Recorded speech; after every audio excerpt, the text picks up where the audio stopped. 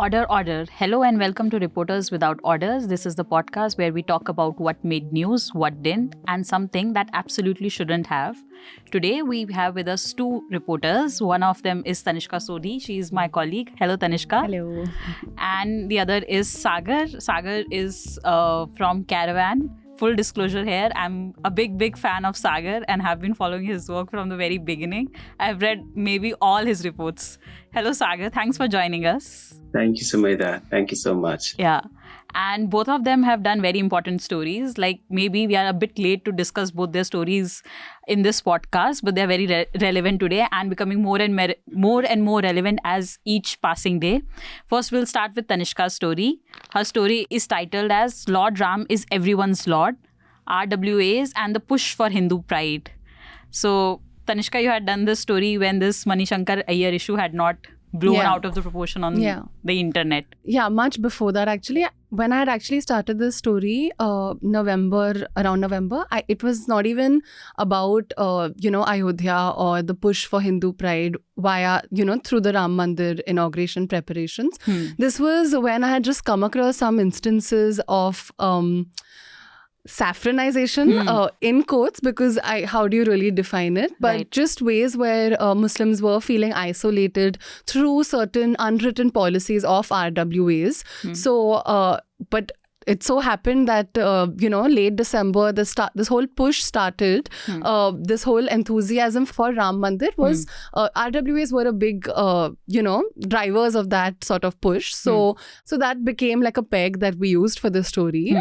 With this, I spoke to over 35 people and visited 8 of these RWA societies and spoke to 5 over the phone. And over the conversations I've had, there's obviously a pattern which you can see in the story also of these.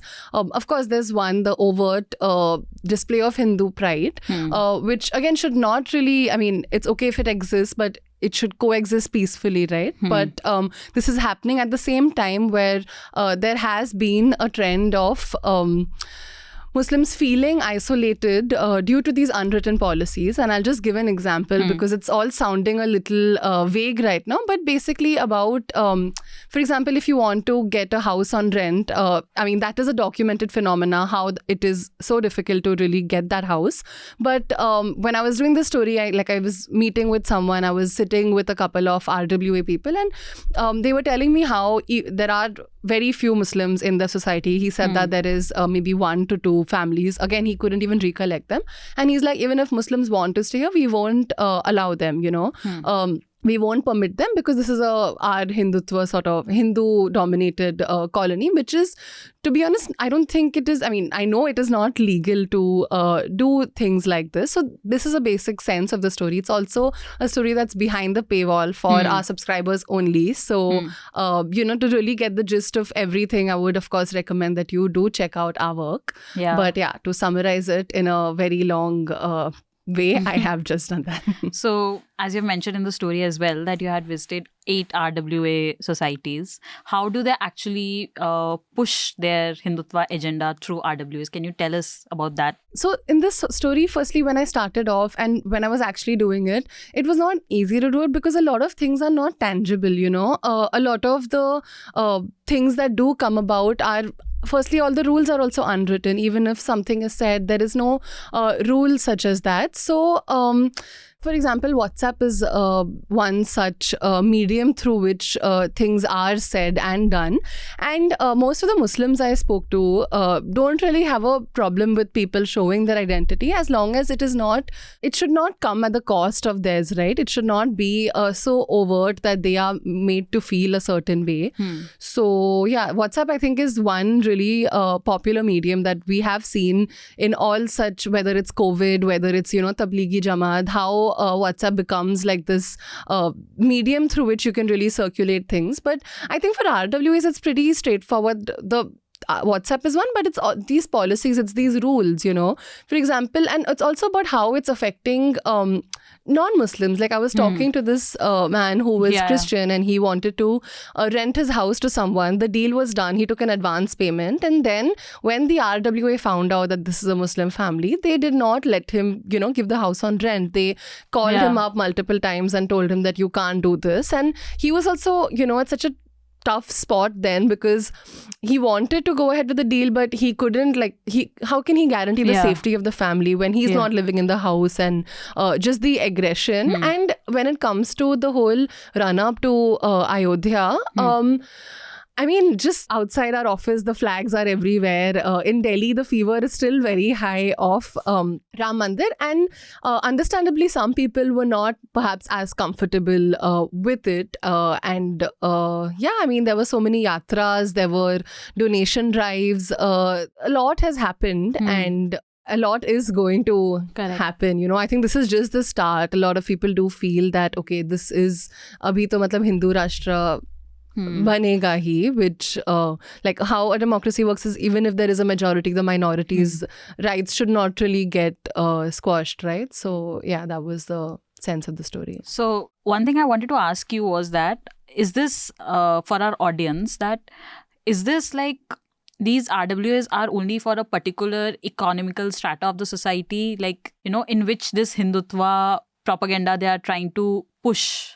I mean, I wouldn't say Hindutva propaganda push as such, but and when it comes to section of society, again, if you register it, it becomes an RWA if you register it under the Act. But I think RWA is why it's so interesting is because it's sort of become like this quasi-legal body, right? Because they, of course, they do exist, but all the powers that they are exercising, a lot of it is only because it has been done before, so it will be continued to be done, you know, like not just in the communal way, but in so many other things. I mean, the last few years have been full of stories of really bizarre rules that RWAs do come up with, you know, like there was recently one about in Greater Noida, an RWA said that you can't really roam around in your nightie and lungis. And of course, for women, there are so many restrictions that RWAs themselves impose. So they work in sort of like this vacuum of what there is no proper definition of what an RWA can do or can't do. So in that sort of void, there is a lot to be exploited. So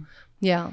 Okay, so did you speak to the other section of the society which is being affected because of the rules they are trying to implement? Yeah, definitely. So initially when I started my story, I was focusing on I was doing it through the perspective of the people who have been feeling affected by this, you know, Muslims who spoke to me about how they're feeling because of these unwritten policies of RWAs. And then later I stepped into the whole jungle of RWA uncles, which is really also quite interesting because they're all very eager to speak about what they are doing, you know. Each is also trying to be like, unhone ye kiya, humne to ye kiya, hum ye kar rahe. Like the amount of money that has been also spent in the last month on, you know, flags, and like this one colony, there was this flag that was like 110 feet tall. Like it's a lot that is happening. But wait, I am getting carried away. Your question was the other side. So they did, of course, report feeling just like their rights don't matter, right? And can you share some incidents? Yeah, sure. So the story idea actually came to me first when I was reporting in Gurgaon 2.5 years ago on these anti-namaz protests. And over there, RWAs were a big part of those protests. And when I reached back to the families that I spoke to then now, they said that we have long forgotten that battle. You know, we've long accepted our fate, and we know that we are second-class citizens, and we've accepted it. And right now what matters is our security, because as we know, things do go beyond the realm of just social media nowadays, like the Haryana No Violence, which you also covered a few months ago. So it did reach Gurgaon. So these were the same families that were affected by this violence. And they said that what we felt then, that time they were putting up a fight. So now they've stopped putting up a fight, and they really are, you know, it's sort of crossed that part. Now we are beyond that part. Yeah, like I also witnessed this recently while I was reporting on this RWA president, Kapil Kakkar, who had issued this letter to Manishankar Iyengar's daughter, Suranya Iyer, that, you know, either you apologize for the video you have published criticizing the consurrection ceremony in Ayodhya, or either you leave the colony. That, like, he has given that suggestion. So when I met him and I was talking to him, like, is this first time you have issued such letter? He said, yeah, this is the first time.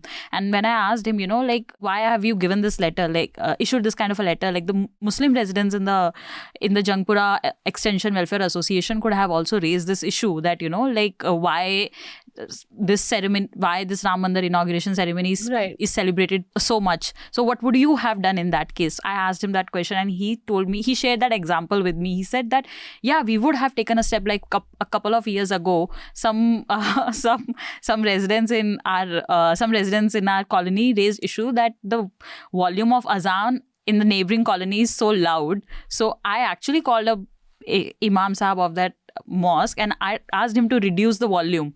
So we have taken, these steps before. So this time if the Muslims would have approached me, and then I would have, maybe asked something like the temple people to also do something. Then I asked him, like, don't you think, like, you are just taking decisions in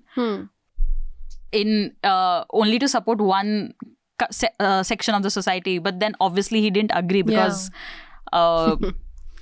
what is the status of the situation now? I mean, has there been a response from Manish Shankar Iyer's daughter? They haven't. Like, she has put out a video on YouTube addressing everything. Okay. But then, of course, they can't do anything. Like, the RWA can't do anything beyond that because they are not like they don't have rules in their hand. Right, but it's also how, I mean, I believe she's not staying there, right? But if she was staying there, that's what she claims. It can become really difficult, I'm sure. So I think this is a prime example of what the story is. He had shared these his WhatsApp group messages.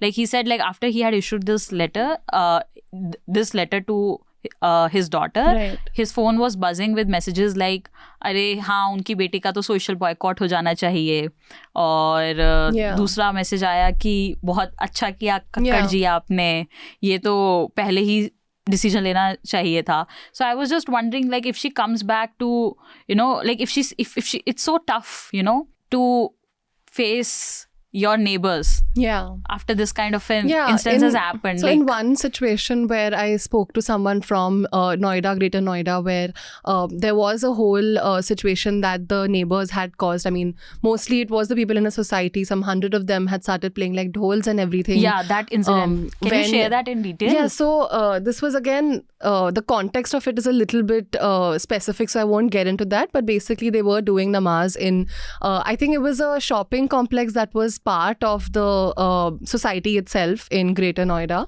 and then there's no formal RWA there, but it's mostly the society people who sort of gathered, almost 100 of them, and started playing dhols and like chanting the Hanuman Chalisa to really disrupt the namaz. And after that, of course, they stopped doing namaz. But like, I was speaking to him now almost a year after the incident and really trying to understand how has this shaped his day-to-day life. These are people he interacts with on a daily, and to really like, I think faith is something that's so personal, right? So it's something that it's such a big part of our personal identity as well. So to really have your own neighbors create such a ruckus, when again this is happening at a very in a peaceful manner, no one is getting disrupted over it. So he spoke about how he's like, now when I look them in the eyes, I know some of them are ashamed of that, but they can't say it because now even if you say something that the particular narrative, it doesn't fit,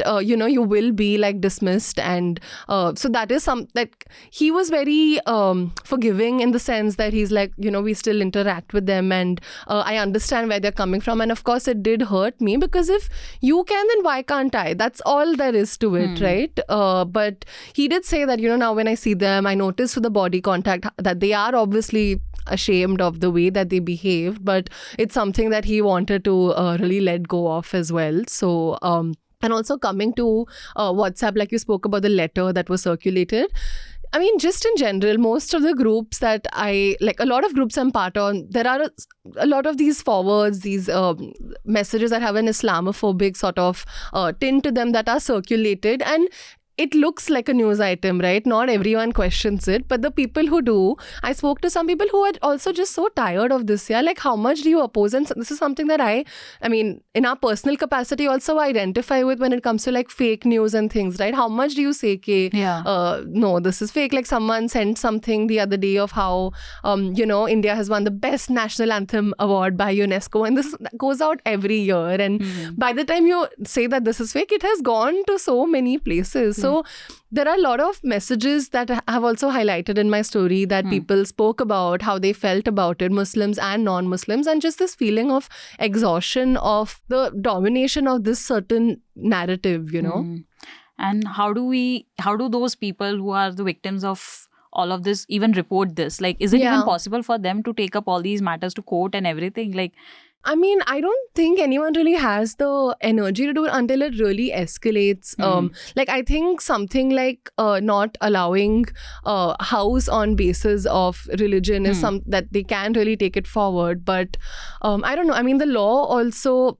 Yeah, you have mentioned there is about the one law. particular act, RERA, and some states like Maharashtra have an anti-discriminatory clause, but that applies only to the owners. It does not apply to who you're renting to, you know. So there are loopholes that can be beneficial to people fighting the case on either ways, you know. So it is really like this gray space that is being exploited. Yeah, definitely. It's a crazy story, definitely impacting a lot of people who are living in these resident welfare associations and literally tearing down the fabric, the social fabric of that colony. It's also with the pride that they say it in. Like this person with pride, he's telling me that, you know, we also say that Christmas should not be celebrated. We, you know, try to go to schools also and say that don't celebrate Christmas. Like it's, you know, secularism in our country. It's also visible through these minor examples and what it really, you know, the pieces, what do they join together as? So, correct. Yeah.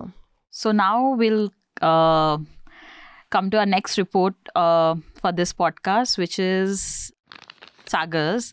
It was Caravan's last month's cover story. It is titled as Landlords, the Windfall Gains Made in the Name of the Ram Temple. So first things first for our audience, that we won't have like Sagar's video, because that's how Sagar's prefers it to be. he likes to be stay an invisible man. Sagar, why is that so? नहीं, कोई खास वजह नहीं, बस थोड़ा precaution है. हाँ. हम सब जानते हैं एज अ जर्नलिस्ट अभी माहौल थोड़ा ठीक नहीं है, तो मैं नहीं चाहता बेकार की चीजों में मैं अपना एनर्जी खराब करूं. तो मैं सोचता हूँ काम करके मैं ना रहूं, मेरे काम की चर्चा हो, क्योंकि हम ऐसे काम करते हैं जो ऐसे लोग इन्वॉल्व होते हैं जिनको हमें सवाल करना पड़ता है, फिर उनके बहुत सारे फॉलोअर्स हैं जो नाराज हो जाते हैं. तो उनकी नाराजगी को अगर हम चेहरा ना दें तो वो थोड़ा ज्यादा सेफ होता है हमारे लिए. तो इसलिए मैं नहीं हूँ. अदरवाइज मे बी समडे मैं भी चाहूंगा कि चेहरे के साथ में आए कभी. जी, आई विश ऐसा दिन आए. सागर सबसे पहले तो इतना बहुत लंबा स्टोरी है ये, 10,000 वर्ड्स का. आई डोंट थिंक हमारे पॉडकास्ट में इतना टाइम भी है कि हम पूरा स्टोरी डिस्कस कर पाए. बट हम सबसे इम्पोर्टेंट पॉइंट्स डिस्कस करेंगे. पहले तो आप बताइए, इतना लंबा स्टोरी करने के लिए आपको आपने कितना समय दिया और कैसे किया, एंड कैसा प्रोसेस था, पूरा एडिटिंग का प्रोसेस कैसा था, उसके बारे में अगर आप थोड़ा बताएं.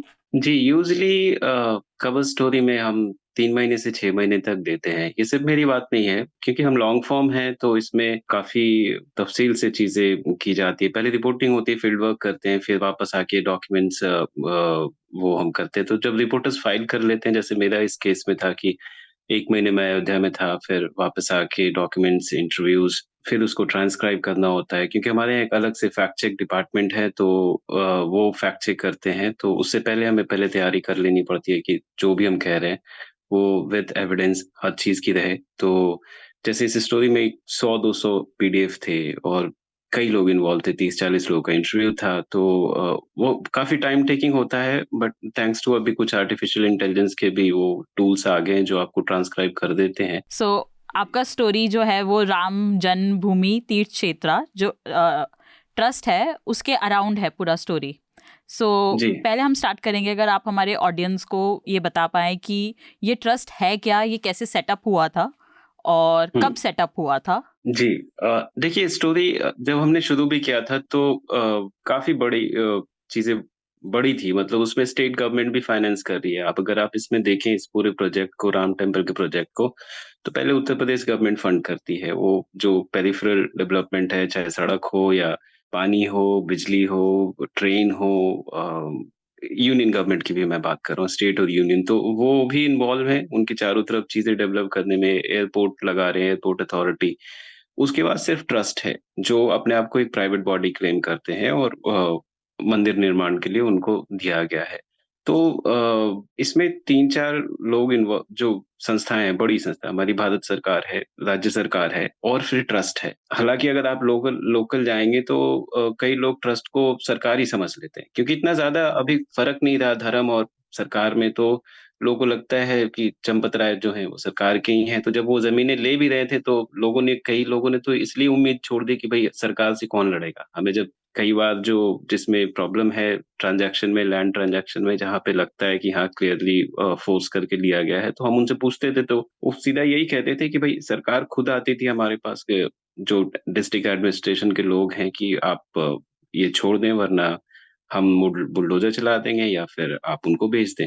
तो इस तरह की सिचुएशन थी। अब ट्रस्ट पे हम आते हैं। ट्रस्ट आपका जो 92 से एक न्यास था वहां पे, जो कहते हैं कि रामलला के लिए जो चल रहा था चीजें, उसमें एक न्यास थी जिसको नित्य गोपाल दास, जो अभी भी अध्यक्ष हैं। हालांकि उनको शुरू में नहीं रखा गया था अध्यक्ष, जब ये नया बना तो 92 से अब तक के लिए था। लेकिन जब सुप्रीम कोर्ट का ऑर्डर आया तो सुप्रीम कोर्ट ने कहा कि एक नया ट्रस्ट बना करके इसको काम को अंजाम दिया जाए। तो 5 फरवरी 2020 को प्राइम मिनिस्टर ने पार्लियामेंट में अनाउंस किया था कि हम नया ट्रस्ट बनाएंगे। और जो जमीनें थी, जैसे ओरिजिनल डिस्प्यूट जो था वो बाबरी मस्जिद आपके 1500 स्क्वायर यार्ड पे लिमिटेड थी। लेकिन जब 92 में विश्व हिंदू परिषद और आरएसएस के लोगों ने मस्जिद गिराया और उसके बाद जो सरकार ने थोड़ी प्रोटेक्शन ली, आसपास की जमीनों को उन्होंने घेर दिया था। उस वक्त नरसिम्हा राव की गवर्नमेंट थी, तो एक अधिनियम उन्होंने लेके आए थे जिसके अंदर उन्होंने करीब 67 एकड़ को अपने कब्जे में एज इन उनको लोगों से दूर, क्योंकि वो लगातार थ्रेट था कि वो वापस कोशिश करेंगे और चीजें डिस्प्यूटेड हो गई, सब डिड्यूस हो गई। और तो उस वक्त तक वो सीआरपीएफ के कंट्रोल में था, सरकारी यूनियन गवर्नमेंट के कंट्रोल में था वो एरिया 67 एकड़। क्योंकि ओरिजिनल डिस्प्यूट तो सिर्फ 1501 स्क्वायर यार्ड की थी, जिसमें उसमें भी कहते थे कि सेंट्रल डोम जो उनका, उसमें 3 डोम था बाबरी मस्जिद में, उसमें कहते थे कि रामलला जो है, भगवान जो है, वो उस सेंट्रल डोम के ही नीचे पैदा हुए हैं, इसलिए हमें ये मस्जिद चाहिए। लेकिन जब 67 एकड़ ने आपने उसमें लिया तो उसमें बहुत सारे, क्योंकि अयोध्या अगर आप गए हैं तो एक बहुत ही एंशिएंट सिटी है, उसमें बहुत सारी पुरानी मंदिरें पहले से है और हर एक मंदिर के साथ कोई ना कोई कहानी, रामायण की कहानी जुड़ी हुई है। जी। अगर आप मानते हैं हिंदू हैं तो आपके लिए भगवान है, नहीं तो फिर वो कहानी है। खैर, तो उसमें कैकेयी भवन है, कौशल्या भवन है, हर एक मंदिर है। कोई ऐसा मंदिर नहीं है जहाँ पे आपको राम की कहानी है, जिसको राम जन्म स्थान नहीं कहा जाता है। हर लगभग कई मंदिर हैं आसपास में जिनको कहा जाता था, तो वो भी उनके कब्जे में रही। 5 फरवरी 2020 को जब इन्होंने ट्रस्ट के अनाउंस किया कि श्री राम जन्मभूमि क्षेत्र, तीर्थ क्षेत्र जो है वो मंदिर बनाएगी, और 67 एकड़ पूरा ही उन्होंने उसको दे दिया। वो सरकारी जमीन थी, गवर्नमेंट के अंदर में रही थी 92 से लेकर के। तो वो एक चीज हुई। उसमें 15 मेंबर थे, उसमें 12 यूनियन गवर्नमेंट ने चुना और 3 सेलेक्ट होके आए। वो किसने सिलेक्ट किया हमें पता नहीं। अब इस ट्रस्ट की खास बात ये है कि इसके एम्स एंड ऑब्जेक्टिव्स क्या हैं, ये हायर कैसे, ये जो 15 लोग सेलेक्ट हुए या 12 लोग नॉमिनेट हुए गवर्नमेंट के द्वारा, किस आधार पे उनको नॉमिनेट किया गया, ये इन्होंने जो डोनेशन कलेक्ट किया है उसको वो कैसे खर्च करते हैं, उनकी एक्टिविटीज क्या है, एज अ ट्रस्ट उनका क्या पूरा मैंडेट है, वो पब्लिक व्यू में नहीं है। किसी को भी लिखित तौर पे वो पब्लिक का वो पार्ट नहीं है। कई बार लोगों ने, कई आरटीआई एक्टिविस्ट ने कोशिश की उसको निकलवाने के लिए, पूछने के लिए सिंपल सी चीज कि आपने इन 15 लोगों को कैसे, 12 लोगों को कैसे चुना, वो क्या करते हैं। कहने को है कि उन्होंने उनको मंदिर बनाने का वो दिया गया, लेकिन आप समझें ये 67 एकड़ का एक प्रोजेक्ट था, उसमें मंदिर परिसर बनना है। उसके अलावा उन्होंने और भी जमीनें 60 एकड़ और लगभग 120 एकड़ 150 एकड़ के आसपास, फिर पूरी अगर उनकी पूरी मिल्कियत को मिला ले तो बाद में उन्होंने उसको भी किया। तो जब इतना बड़ा प्रोजेक्ट बनना है तो उसमें बड़ी बड़ी कंपनी इन्वॉल्व है, टाटा कंसल्टेंसी है, लार्सन एंड ट्यूब्रो है, तो इसमें बहुत सारा पैसा लगता है। और अगर आप एक जनरल अकाउंट भी मांगे कि भाई कैसे पैसा खर्च हो रहा है, तो उसका कोई तरीका नहीं है, वो पब्लिक में नहीं है। सिर्फ वो पैसा तभी सामने आता है जब ट्रस्ट खुद ही साल में एक बार कहती है कि हमारे पास 2 ही चीज कहती है, हमने इतना खर्च किया। जैसे आप अगस्त रिटर्न। 2023 में उन्होंने कहा कि 900 करोड़ हमने खर्च किया और 3000 करोड़ हमारे बैलेंस, हमारे बैंक में अभी बैलेंस है। उनके अकाउंट को टाटा कंसल्टेंसी हैंडल करती है। तो बहुत सारी चीजें, क्योंकि ये सारे पैसे उन्होंने पब्लिक से इकट्ठा किए, तो पब्लिक को कई लोग ऐसे हैं जिन्होंने कहा कि हमें जानने का हक है कि वो पैसा कैसे खर्च हो रहा है, या फिर आपने जो लिया, क्योंकि जिनको उन्होंने लिया है वो लगभग सारे आरएसएस के ही लोग हैं। एक शंकराचार्य हैं जो हिंदू धर्म में हाईएस्ट टाइटल होता है, one of the 4 Shankaracharya Vasudevanandan Saraswati हैं। हालाँकि उनके उत्तराधिकार का भी एक लड़ाई सुप्रीम कोर्ट में चल रहा है। वो एक अलग बहस होगी, अगर उसपे हम बहस करेंगे तो काफ़ी लंबा हो जाएगा, क्योंकि शंकराचार्य का जो पोज़ीशन है वो भी कंटेस्टेड है। जो वासुदेव नंदन सरस्वती हैं उनको आरएसएस का शंकराचार्य कहा जाता है। उससे पहले वो स्वरूपानंद सरस्वती थे जिसको कांग्रेस का शंकराचार्य कहा जाता था। अभी उसके बाद एक अभिमुक्तेश्वरानंद है जो क्लेम करते हैं। मैं नॉर्दर्न शंकराचार्य की बात कर रहा हूँ, जिसके ज़रिए वासुदेव नंदन सरस्वती आते हैं।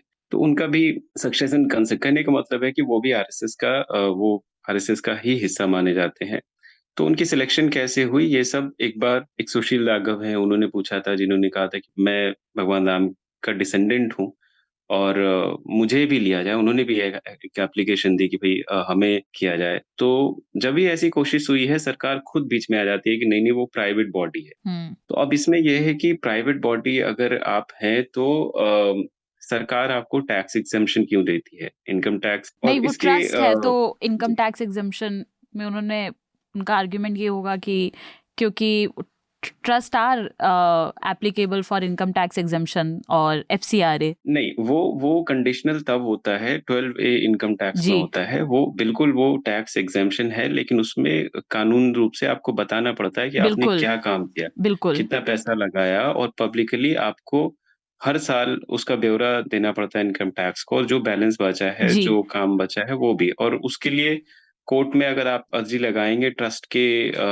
खर्चे के लिए, तो वो एक कंटेस्टेड टेरिटरी है। कई बार बिल्कुल ऑर्डर फ़ेवर में हुआ है, कई बार अगेंस्ट में हुआ है। जैसे इसमें भी ऑर्डर जब गया, कोर्ट में गया, तो सरकार ने तो पहले तो उन्हें कह दिया था, आरटीआई जो है कि भई ये प्राइवेट है, हम दे नहीं सकते। तो इन्होंने कहा कि हम तो प्राइवेट से माँग ही नहीं रहे, हम ट्रस्ट से नहीं माँग रहे, हम तो इनकम टैक्स से माँग रहे हैं। कैलाश चंद मुंद्रा है, अकाउंटेंट है, वो आरएसएस के ही हैं। उनका छोटा भाई भी बाबरी मस्जिद को गिराने में गया था। तो वो उन्होंने फाइल करी थी कि भई इनकम टैक्स दे रहे हैं, तो पहला आर्गुमेंट उनका ये था कि आप ट्रस्ट जो है प्राइवेट है। तो इन्होंने कहा हम तो आपसे माँग रहे हैं, सीबीडीटी से माँग रहे हैं, जो सेंट्रल बोर्ड ऑफ टैक्सेस है। जी आप तो गवर्नमेंट हैं, आप तो पब्लिक बॉडी हैं। तो फिर उन्होंने कहा कि नहीं-नहीं, ये पर्सनल इन्फॉर्मेशन है। तो सीआईसी में मामला गया, तो सीआईसी ने कहा कि पर्सनल क्या होता है? पर्सनल किसी इंडिविजुअल का पर्सनल होता है। पर्सनल की डेफिनिशन निकाली गई। किसी संस्था की पर्सनल नहीं हो सकती, और ट्रस्ट पर्सनल कैसे हो सकता है? अगर आपका घर है, आपका कुछ और है, आप पर्सनल इंसान हैं, तो आप कुछ क्लेम कर सकते हैं। जी लेकिन ट्रस्ट क्या होता है? पब्लिक काम के लिए, वो भी डिफाइंड है। अगर आप लैंड डॉक्यूमेंट्स में जाएँगे कि किस बेसिस पे आपको ज़्यादा ज़मीन खरीदने का हक है। बिल्कुल तो उसमें है मिलिट्री कैंप है, सड़कें हैं, जो सरकारी काम है, उसमें आप सरकार को पूरा हक है देने का। लेकिन वो सरकारी हो जाता है। प्राइवेट होकर के आप अगर ट्रस्ट का क्लेम करते हैं, तो फिर उसमें सीआईसी ने कहा कि इसमें पर्सनल कुछ भी नहीं है। आप क्या खर्च कर रहे हैं, वो पर्सनल कैसे हो सकता है, अगर आप, क्योंकि ट्रस्ट मतलब पब्लिक पर्पज़। और आप दोनों भी नहीं हो सकते हैं, और स्पेशली इस टाइम जी। पे जब सरकार इतने सब ट्रस्ट का और इतने सब एनजीओज का इनकम टैक्स एग्जम्पशन रिवोक कर रही है सिर्फ इन बेसिस पे कि उनके कंप्लायंसेस में थोड़ी बहुत कहीं ना कहीं कमी थी। तो जी, अब इन लोगों को इतना बेनिफिट मिल रहा है, मतलब ऑक्सफैम बिल्कुल। जैसी एनजीओज और ऑक्सफैम, केयर इंडिया, इन सब का इनकम टैक्स एग्जम्पशन अभी इसलिए रिवोक हो गया क्योंकि सरकार ने बोला कि ये लोग कंप्लायंस को इतने अच्छे से फॉलो नहीं कर रहे थे, and they have to declare बिल्कुल। एवरीथिंग। एक वेबसाइट बना के एज पर लॉज इन लोगों को हर साल अपने एक्सपेंडिचर्स दिखाने पड़ते हैं, अपने सीए के डॉक्यूमेंट सब डालने पड़ते हैं। जी, बिल्कुल। ये एक नीरज शर्मा है, उन्होंने भी आर्ग्यू किया था कि पब्लिक अथॉरिटी कौन है, उनका जो हमारी जन्मभूमि ट्रस्ट है। तो जन्मभूमि ने कहा हम प्राइवेट हैं, तो इन्होंने कहा प्राइवेट है तो होम सेक्रेटरी हमारा होम डिपार्टमेंट क्यों नोटिफ़िकेशन देके कर रहा है? तो कानून सीधा ये है कि अगर सरकार नोटिफ़िकेशन निकाल कर के किसी संस्था को डिक्लेयर करती है या बनाती है, तो वो सरकारी अपने आप बिल्कुल आरटीआई के अंदर आती है। अंदर आती तो नीरज शर्मा ने यही कहा था कि ट्रस्ट को अपने वेबसाइट पे जो उनका पब्लिक इन्फॉर्मेशन ऑफिसर है, उसका नाम दिया जाए।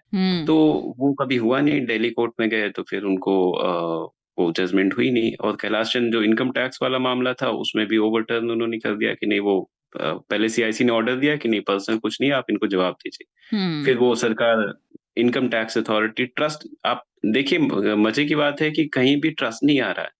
वो जितने भी कोर्ट केसेस चले उसमें ट्रस्ट ने कुछ नहीं किया, सब कुछ सरकार उनके बेसिस पे लड़ रही है, वो खुद ही जा रही है कोर्ट में, ट्रस्ट को बिल्कुल। मतलब ही नहीं कि हमसे मांग रहा है नहीं मांग रहा है। तो सरकार चली गई दिल्ली कोर्ट और सीआईसी के अगेंस्ट में, उन्होंने कहा कि नहीं ये तो हम नहीं दे सकते हैं। तो फिर दिल्ली हाई कोर्ट ने, अब देखिए अब मैं क्या ही बोलूँ, आज जो हमारी जुडिशरी की व्यवस्था है हाँ। उस पे जो जजमेंट आ रहे हैं, तो उसमें ही ऐसा एक जजमेंट था।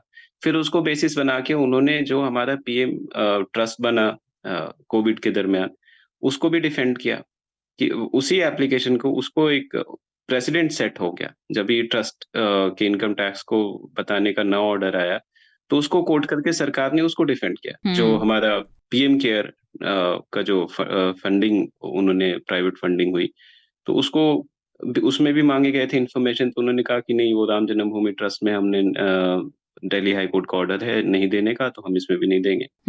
तो वो इस तरह से जस्टिफाई है। तो हम कहने का है कि ट्रस्ट का जो पता ही नहीं है कि क्या है।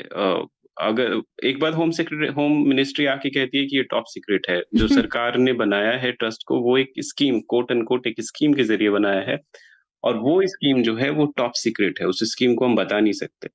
तो अब बताए कि कहते हैं कि राम सबके हैं, राम चंपत राय खुद ही कहते हैं कि हम तो भगवान का काम कर रहे हैं। तो ऐसी क्या चीज है कि जो आपको बनाने में होम मिनिस्ट्री कहती है कि टॉप सीक्रेट है? आपको तो खुद आके बोलना चाहिए कि प्रधानमंत्री ने खुद ही कहा था, जब मेरे ख्याल में भूमि पूजन करने के बाद उन्होंने कहा था कि जो हो गया सो हो गया, भगवान सबके हैं। तो सबके हैं तो सिर्फ भगवान की मूर्ति सबकी थोड़ी ना, जो उनकी संपत्ति है वो भी तो सबकी है।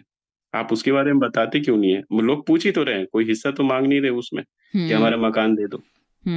तो अब तक वो मामला मेरे ख्याल में 1 दर्जन करीब आरटीआई और कोर्ट में मामले गए, मगर हमेशा कभी इनकम टैक्स, कभी होम मिनिस्ट्री, कभी कहीं और से आकर के उन्होंने उसको शील्ड कर दिया, और फिर वो इन्फॉर्मेशन आज तक किसी के पास कौन सी स्कीम के अंदर ट्रस्ट बनी है आज तक किसी को पता नहीं है। हम ट्रस्ट के फाइनेंसेस को दोबारा डिस्कस करेंगे, लेकिन आपने अपने स्टोरी के स्टार्टिंग में ये भी बताया कि कौन लोग हैं जो ट्रस्ट को चला रहे हैं और उनके अगेंस्ट कितने केसेस हैं, क्या क्या केसेस हैं, आपने उसका भी एक बहुत अच्छा डिटेल दिया है। अगर आप वो भी हमें बताएं। ये एक आरटीआई में मांगा गया था, बशर्ते जैसे जिन्होंने क्लेम किया था कि मैं राम का डिसेंडेंट हूँ और मुझे रखा जाए क्योंकि मैं ज्यादा क्वालिफाइड हूँ, क्योंकि मैं उनका खुद का हूँ। हाँ। तो मेरा ज्यादा हक बनता है इसका, 15 में से कम एक तो मेरी सीट है। तो उन्होंने उसको तो माना नहीं, उसमें उन्होंने यही पूछा था कि जो जिन लोगों को 12 लोगों को आपने नॉमिनेट किया है उनकी क्राइटेरिया क्या थी, किस बेसिस पे उनको रखा गया, उनके खिलाफ कितने केसेस थे पहले, वो भी बताएं। तो उसको उन्होंने, होम मिनिस्ट्री ने ब्लॉक कर दिया। तो हमें आज तक वो पता नहीं है कि भाई किस, एक तो केस जैसे ये जितने भी लोग थे इनके खिलाफ कॉन्स्पिरेसी का केस था बाबरी मस्जिद को गिराने में, चाहे वो चंपत राय बंसल हो, नित्य गोपाल दास हो, जो मेन लोग हैं जो, और निपेंद्र मिश्रा उस वक्त मुलायम सिंह की सरकार में प्रिंसिपल सेक्रेटरी थे।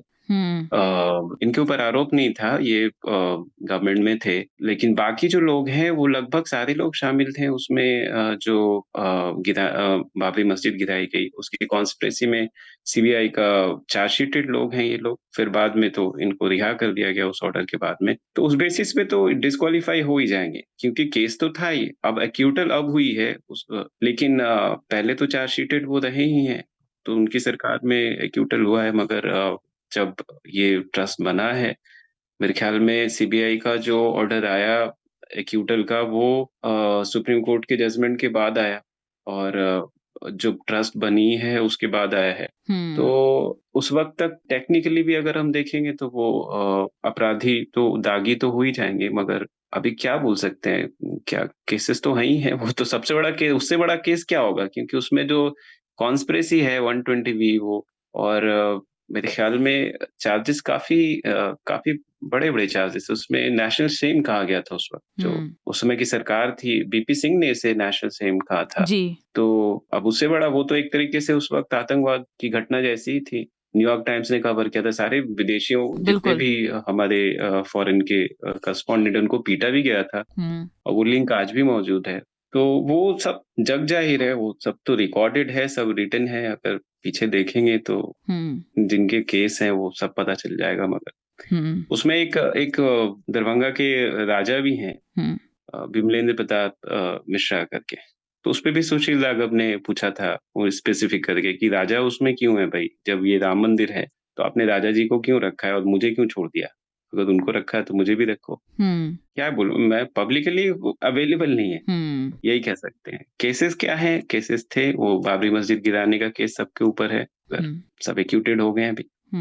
यू हैव ऑल्सो मेंशन कि ट्रस्ट के पास किस तरीके से डोनेशंस आ रहे हैं एंड कैसे उसका एफसीआरए के अंदर जब उनको एफसीआरए के अंदर जिस लाइसेंस मिला तब भी बहुत ऐसे हंगामा मच गया था, अरे एफसीआरए का लाइसेंस मिल गया, जो आजकल काफी मुश्किल है क्योंकि सबके रिवोक ही हो रहे हैं। जी, नहीं एफसीआरए तो उन्हें विदेशों से फंडिंग लेने के लिए मिला है। अब पिछले साल ही मिला है, तो हम नहीं जानते कि उसमें कितनी फंडिंग इनकी आई, लेकिन देश के अंदर ही आपको 3,000 करोड़ आ गए और उसमें से 900 करोड़ और आप रखें तो जिसमें अभी तक खर्च हुआ है पिछले 3 साल में, तो वो पैसों का अब उसी पैसे से वो ज़मीन खरीद रहे हैं। हमारे पास ये तरीका नहीं क्योंकि फाइनेंस उनका पब्लिक है नहीं, उसमें इनकम टैक्स और होम डिपार्टमेंट आकर के ब्लॉक कर दे रही है।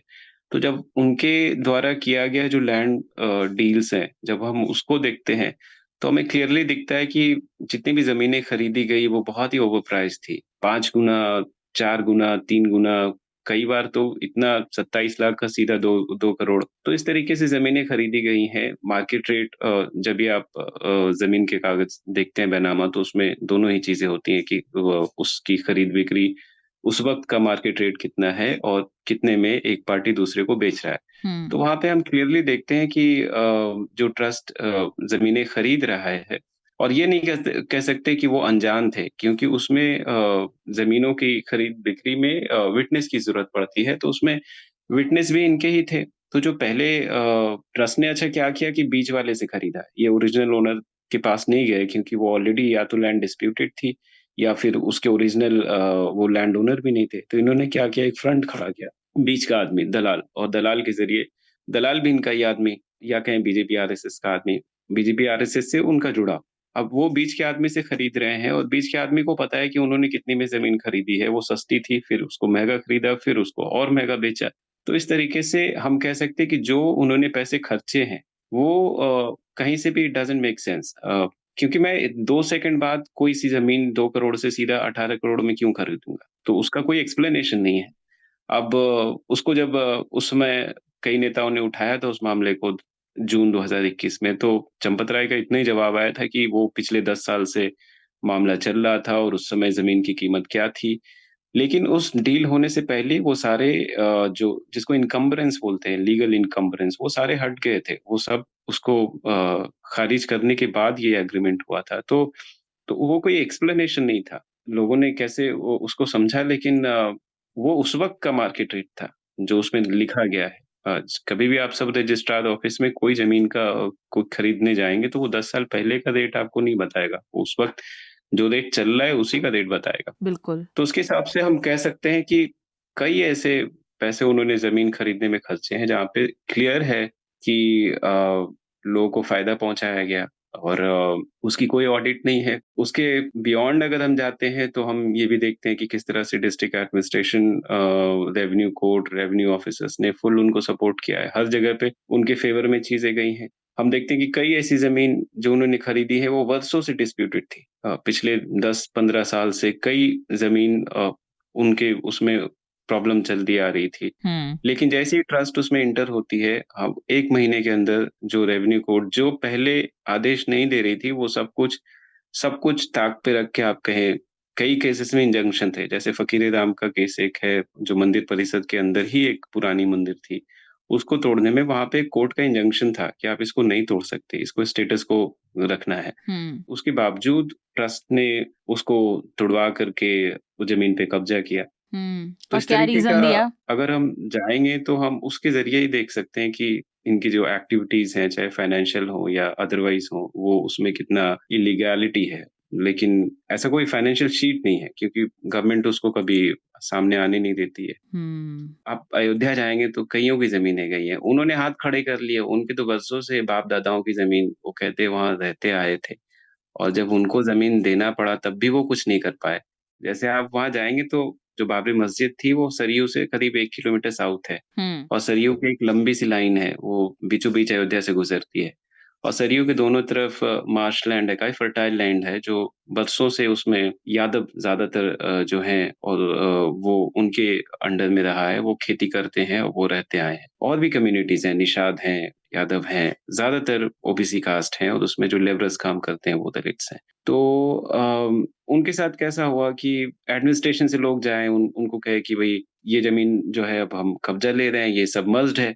तो वो कहे सबमर्ज कहाँ है, मैं खुद ही, जैसे आप जाओगे, आप खुद खड़े होगे तो जलमग्न तो है नहीं, वहां से लोग तीसों साल से रहते आ रहे हैं, वो जलमग्न कैसा हो गया।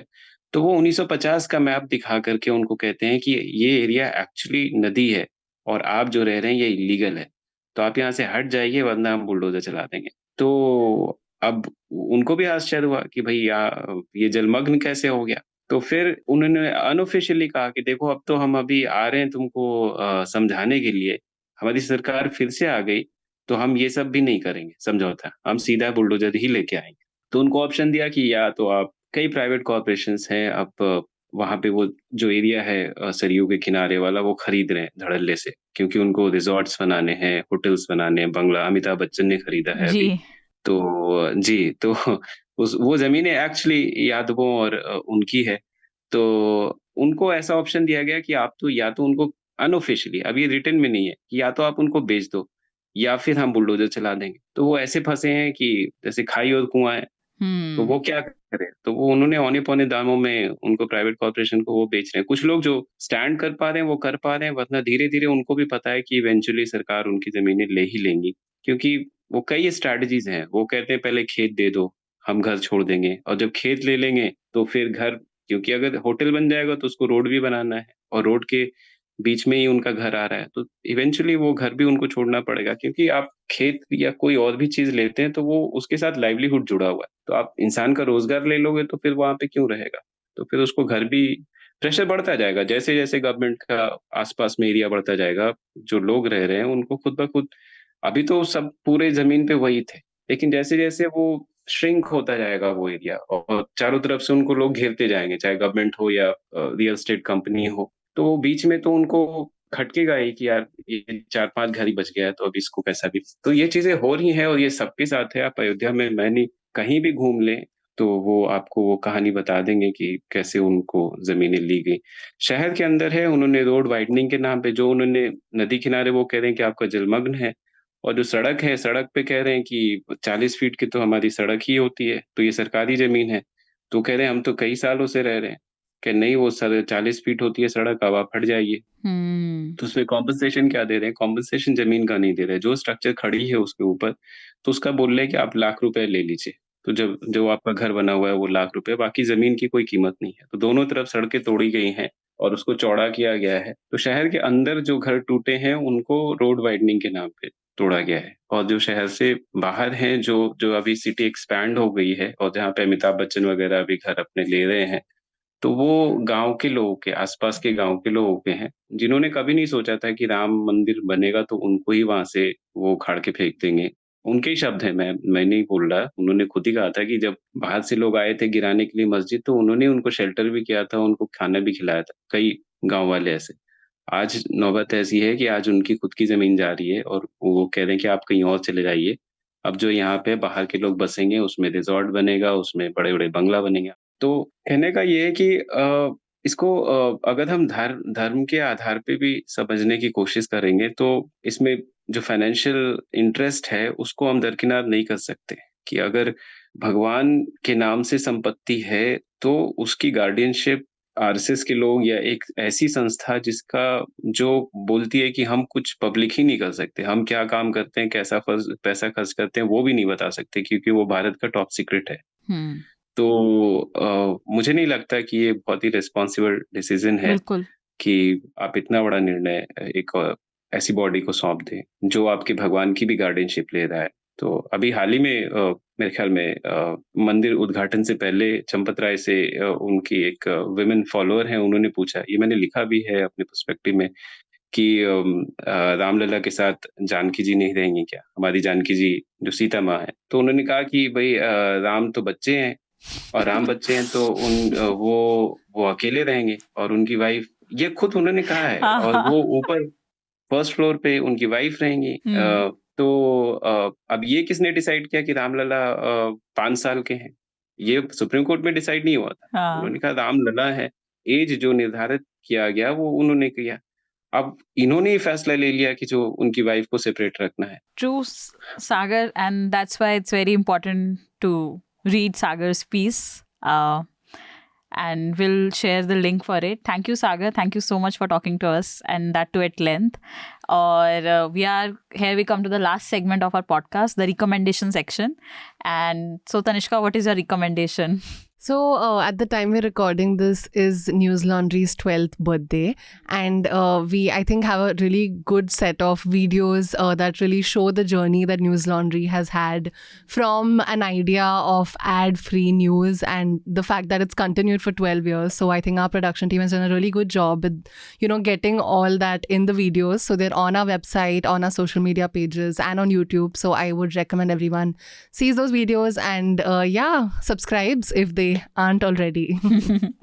And Sagar, आपका recommendation? पहले मैं क्राइम रिपोर्टर था, तो मुझे पर्सनली डिटेक्टिव स्टोरी जो 8 रेटेड है वो देखना पसंद है। तो मैं पीकी ब्लाइंडर्स देख रहा था अभी कुछ दिनों से। मैं हिंदी कंटेंट नहीं देखता हूँ क्योंकि वो काफी प्रॉब्लमेटिक है, उसमें कास्ट और रिलीजन का जो प्रोजेक्शन है, तो तब मैं काफी दिनों से नहीं देख रहा। तमिल देखता हूँ कभी कभी, हालांकि मैं हिंदी हूँ। मुझे इंग्लिश में आप पीकी ब्लाइंडर्स मैंने अभी रिसेंटली देखा है, मुझे काफी अच्छा लग रहा है। ट्रू डिटेक्टिव, इससे पहले सीजन 4 जो है वो भी अच्छा है, उससे पहले के सीजन्स भी काफी अच्छे हैं। तो Peaky Blinders is your recommendation. Okay. What about you, Sumedha? And my recommendation is, I have 2 recommendations. One is A.G. Nurani's book on the RSS. And I think it's very, very important book to read, not for journalists, but for everyone, especially as we are heading for 2024 general elections. And the second is, I think I have Sagar's piece. I'll recommend Sagar's article. जो सागर आपने Delhi rights के बाद लिखा था कि कैसे पूरा rights को प्लॉट किया गया था through Facebook, on Facebook group से, और आपने उन लोगों से बात भी की थी। And I think it was article 3 parts. हाँ, it's very old but it's very very relevant and I think it should be read. And that's all we had for this podcast. And with this, the podcast is adjourned. 1, 2, 3, 4, 5, 6, 7, 8, 9, 10, 11, 12. That is some 12 years. All good? Let's roll. We've spent the last 12 years building an alternate news model for you. Through a series of informative podcasts अंग्रेज अपना लगान और news laundry अपना हफ्ता कभी नहीं छोड़ते। and some satirical shows. And videos that make you a more informed citizen. Reports that get you the truth behind every breaking story. इन 12 सालों में हमने एक ऐसा प्लेटफॉर्म बनाया जो आप तक असली खबरें लाए, खबरिया चैनलों के शोरगुल से बहुत दूर। Our journalism questioned those in power instead of kneeling before them. Even when the state came knocking at our door, or when legal notices were thrown our way. But none of that stopped us from doing what we do.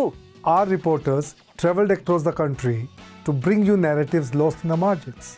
Elections, natural disasters, protests, and communal strife. They covered it all. Ramnath Goenka award, Ladli media award, Red Ink award, इन जैसे तमाम awards ने हमें और प्रेरित किया।